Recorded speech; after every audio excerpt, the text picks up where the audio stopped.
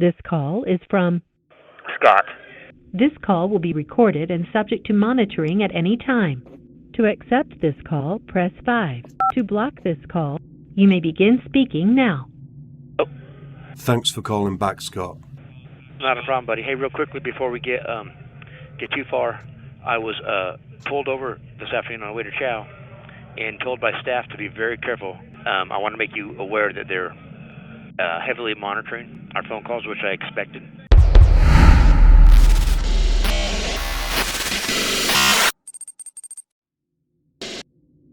Welcome back to Bizarre Bazaar, and in this episode we have part 3 of my interview with Scott Kimball. I chose this segment because I think it shows what happens if you hurt Kimball's pride, his extreme reactions when he has to face consequences, and his need for revenge. I feel that these elements of his character were manifested at the time of the murders. There will be more episodes of this interview, so please drop the video a like and subscribe if you're new so you don't miss future installments. Before we start, if you want to write to inmates like I do, then use the service I use. It's called Gmail. It's fast and it's secure, and it means you don't have to use your home address. That's the main reason why I like it. I get physical letters sent to my house, but I don't give the inmates my address.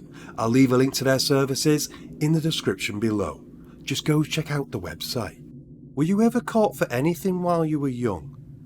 When I was younger, I was caught. The only thing I was caught for when I was younger was some vandalism. I actually blew up a judge's mailbox with a Molotov cocktail and some M80 explosives, and blew up the judge's mailbox. She was the judge that actually sentenced me to go to jail and do community service, and so I was really kind of pissed off about that. So one night on Christmas Eve, about 2 in the morning, I drove by her house and bombed her mailbox. Can you tell us more about that? Can you set the scene a little bit? Yeah, it was just one Christmas Eve. We'd all been at a party, and a bunch of us kids jumped in my grandma's car. She had a big old Delta 88 Oldsmobile, and we could fit about 4 kids in the front seat and 4 kids in the back seat. We were cruising around drinking and playing mailbox baseball, and that's where you drive down the road and you lean out the window with a baseball bat and you smash mailboxes along the county roads. And one night we were going by the judge's house, and I said, we're going to blow up her mailbox. And so I went back to the ranch and got some small explosives and a bottle of gasoline and put an explosive on top of the gasoline with some fuel in it and lit it and stuck it in her mailbox, and we hauled ass down the road so we could watch it explode. And it was a big deal. It was in the newspaper. We blew up the judge's mailbox, and there was a reward. And, they figured it was some high school kids, and so eventually, one of them squealed on us, and we ended up in trouble. But the main person they wanted was me because I actually did it. So I ended up getting in trouble and have to do some probation and do community service. But it was really just kind of an adrenaline rush.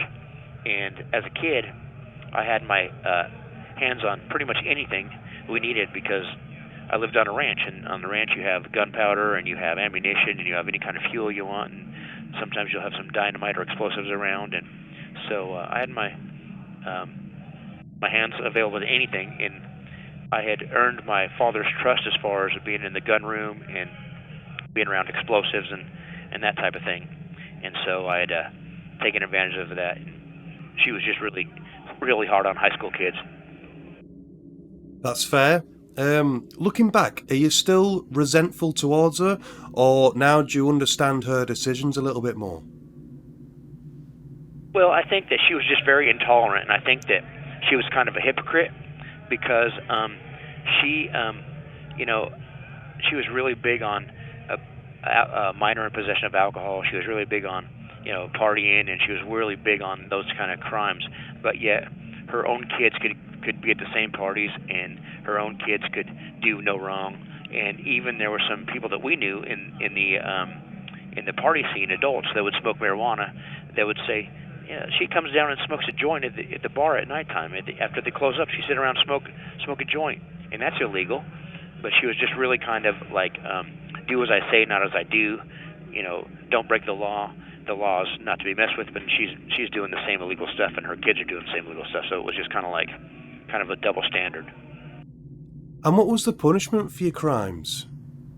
Well, my punishment varied. Sometimes I'd have to do community service, like I would have to do so many hours of public service. Like, for example, one of my punishments was I had to paint the fire station, and I had to paint the doors, and I had to put the letters and stencils on the doors where it said fire, no parking. And I was kind of embarrassed about that. And so I would get up at like 5 o'clock in the morning and go paint the fire station for 2 hours before traffic started going around town, so people wouldn't see me out there painting. I also used to go around town and steal all the newspapers out of the vending machines whenever my name was in the paper for committing a crime, because I didn't want my friends' moms and dads or my girlfriend's parents to ever see that I was in trouble. So I'd get up at 5 o'clock in the morning, put a quarter in a thing and steal all the newspapers, and go to the next location, open that machine, steal all the newspapers, and I would try to avoid my name being out there as being in trouble as much as I could. So am I right in saying that you felt shame for your crimes? No, I didn't feel shame. I felt like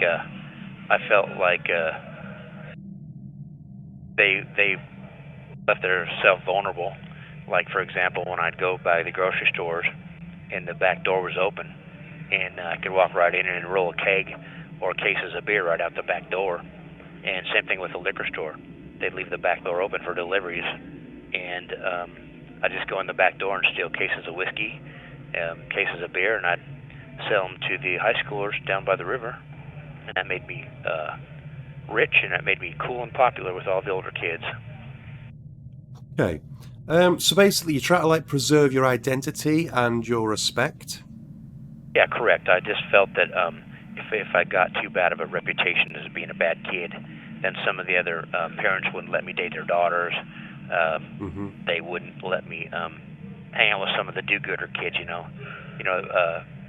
as a parent, you don't want your kids hanging out with somebody that's getting in trouble and being a bad influence. And so I always tried to be sure and try to protect that image. I just wanted to have the image of a wholesome schoolboy that was just normal boy, just out there doing little pranks and nothing too.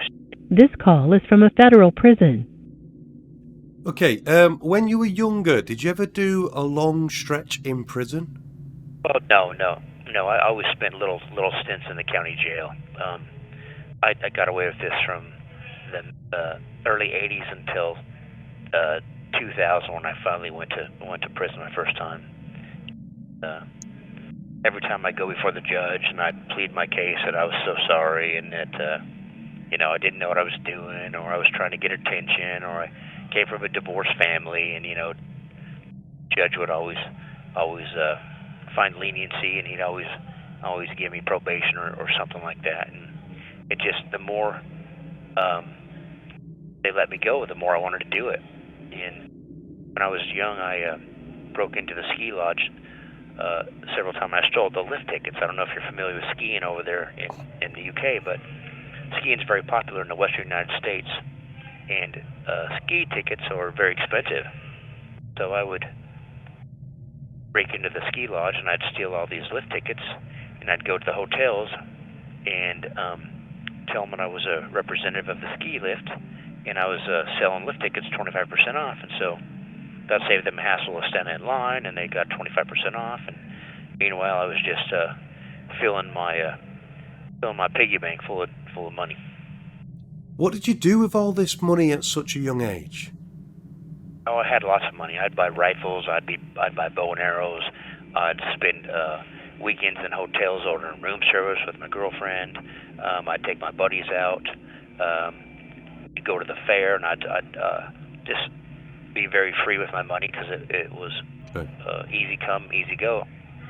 So I just was very free with spending it. I really thought that was a great insight into his character at a young age. Even now, he doesn't agree with the judge's decision after all he did. Rather, he looks to smear her character. This is shaping up to be a great interview and an insight into the mind of a serial killer. This interview is also ongoing, so if you've got any questions for Kimball or there's something you've noticed, please let me know in the comments below. Until next time, stay sane.